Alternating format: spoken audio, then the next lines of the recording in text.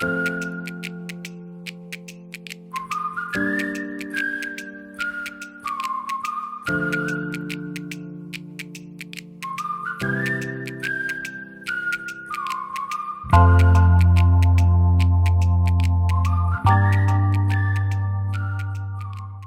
everybody, it is an awesome Saturday afternoon and I am going to plant our potatoes. So you saw me loading up the trailer and my little free cubby lawnmower that I got. And I have some really old hay bales that we got from a friend. I grabbed my hard rake. I have all of the potatoes that I want to plant and I'll show you them in a minute. But first, I just wanted to give you a quick tour of what I call Pumpy Town, or the downstairs garden. So the upstairs garden, the garden that is fenced in, is one that I spend a lot of time in. The downstairs garden is really for Brian's pumpkin growing. So he rototills it and preps it every year. For the last couple of years, we've grown corn down here. We throw in some sunflowers. We've had squash growing down here. And about 2 years ago now, I grew potatoes for the first time in the upstairs garden. And I loved it, but they do take up a lot of room. And so last year I grew them in the downstairs garden because they are a little bit more hands-off. I think I only watered them to get them established, and then I stopped. So I hilled them up last year and they grew really well. I'm going to show you, I still have so many left over. I grew fingerlings that my friend Jody gave me. And so this year I've gone back to, I think they're called Chieftain potatoes. And I can't remember the name of the other ones I got. And I'm also going to grow the fingerlings, but this year I'm going to do a little bit of an experiment. So the first couple of years I grew in soil. And this year I want to try soil versus Ruth Stout, which is literally laying the potatoes on the surface of the soil and covering them with a thick layer of hay or straw. And I'm using hay because that's all I got. And so I'm going to try that versus planting them in soil. The beauty of Ruth Stout is that you layer on the mulch or the hay or the straw as the season progresses. And then when you harvest the potatoes, they are clean, they don't have any soil on them. So I just thought I'd give it a go this year. I have the space. We're not planting corn this year because just down the road, hopefully our neighbor plants it again, but corn is fairly abundant during the summer season. And so it's just not a crop that we wanted to try again. We've had really good success, but again, it takes up a lot of space. And so we made the decision just to do potatoes and pumpkins down here. I'm going to show you something else that we're pretty excited about. That's a long-term commitment. Okay, so you can see in over here, that is cover crop, the green on both sides, and then the strip is rototilled down the center under the black. So right over there, those are Brian's pumpkins. Pumpy's in. I missed the big event, so he must have done it yesterday at some point, but his pumpkin is already vining out, as you can see. And so he'll train the pumpkin down this area here. And I'm not sure what his plan is for the cover crop. I think you're supposed to turn it under, not let it go to seed. But whatever, it's his little project. So here's to the 2022 growing season for Pumpy. Okay, so when I split my rhubarb, I had a couple of pieces left over, so I transplanted them down here. That it'll be nice to have them as backups. We also got donated some strawberry plants. So these are the hills you can see that I used last year for planting potatoes. So I just threw the strawberries in there and hope they survive. This really for me is a hands-off garden. As you can see, there's lots of weeds. I usually don't even get down here to weed it. The other thing that is super exciting that we put in last year is our asparagus. So here you can see the asparagus spears, which have grown up and are starting to look a little bit more like floofy trees. But we have 10 plants along the back here. So hopefully in a couple of years we'll be able to harvest. You're not supposed to do any harvesting until year 3 or 4. I can see something has been eating them or chewed the tops off, until he broke one off one day while we were playing frisbee out here. So it is what it is. Eventually I'd like to get raspberries started. So for the potatoes, I'm going to do 1 row and I'm going to hill it just like I did these. So I'll use the hard rake and hill that up. And then the next 2 rows, I'm going to do Ruth Stout. And as you can see, Brian has rototilled this.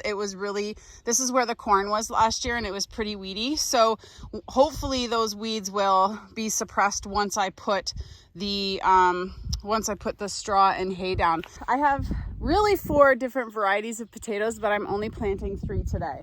So the first kind is, I do think they were called chieftain, and they are a red skinned potato. Now any that are this size, I left this size, but some of the bigger ones I cut in half, and that's called to chit your potatoes.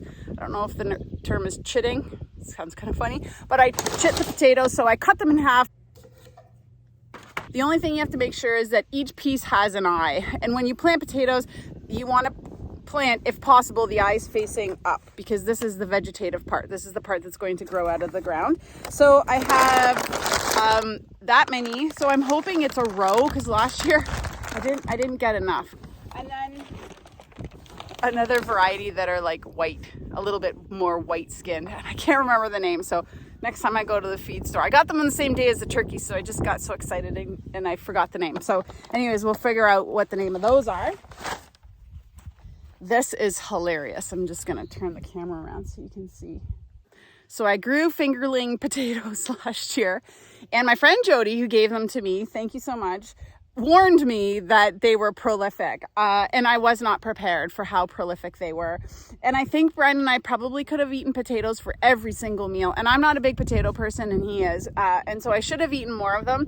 But I had purple fingerlings and like a white fingerling or a yellow fingerling, and the yellows were so tender. They were like silky. They were delicious. The purple ones were really cool, but they were kind of woody, and whether they were bigger or small, they just were a little bit woody in the inside. So although the purple color is super cool, I didn't love the texture, and so I am not going to be planting any of the purple fingerlings, but I am going to sort through, hopefully, and try and get some of the white ones. But let me just show you the state of affairs in the potato bucket. Look at this. It's like Medusa. These are some of the ones, but I can't even get the basket off. Oh boy. So this is what we got. This was what was in my basement. I feel like I should give it some kind of a potato haircut. I'm not even sure if these are going to be viable or not, but I'm going to put some in and weed out the purple. As you can see, they have purple sprouts, and just keep some of these white ones. And hopefully I get some good potato production out of these. But this is what happens when you forget about your potatoes in the basement for months and months. Although it is time to plant, so it's a good time. If there's anybody watching this that is interested in trying a few of these, let me know. I'll drop them off. I'm not going to compost them straight away, but I am going to compost them eventually.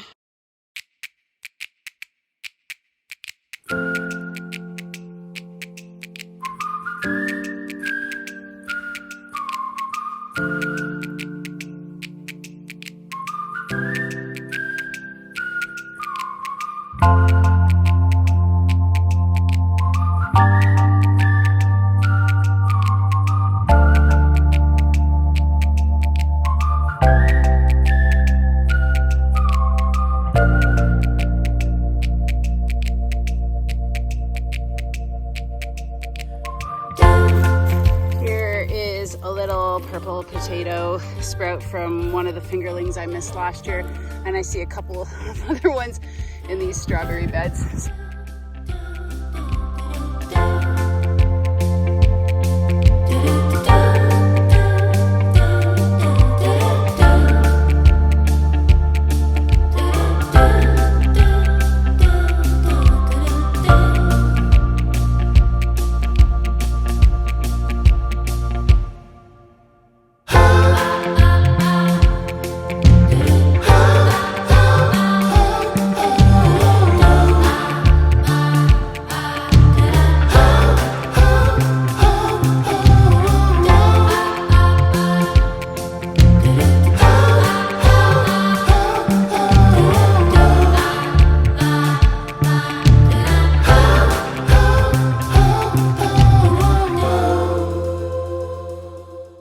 the fingerlings, I have no idea whether this is going to work or not. But the other potatoes I just laid on the surface of the soil. You can see them right here.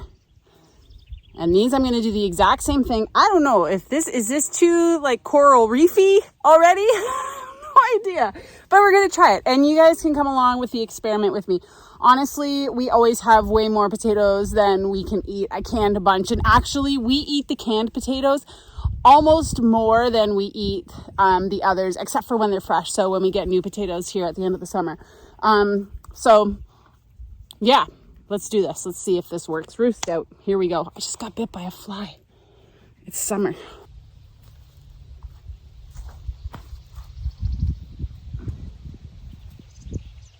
And now I'm going to cover everything with a thick layer of, this is composted hay, And the thing with the Ruth Stout is you have to make sure that the potatoes can't get sunlight. So it has to be, it has to be pretty thick. You see these flies? What the heck?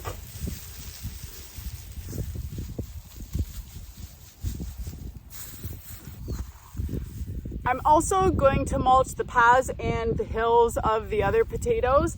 This is definitely much thicker, but I'm mulching everything, and then I'll continue to add mulch here as the season progresses. I hope you're all considering planting some potatoes this year. Thanks for watching. Have a great weekend, and we'll see you next time.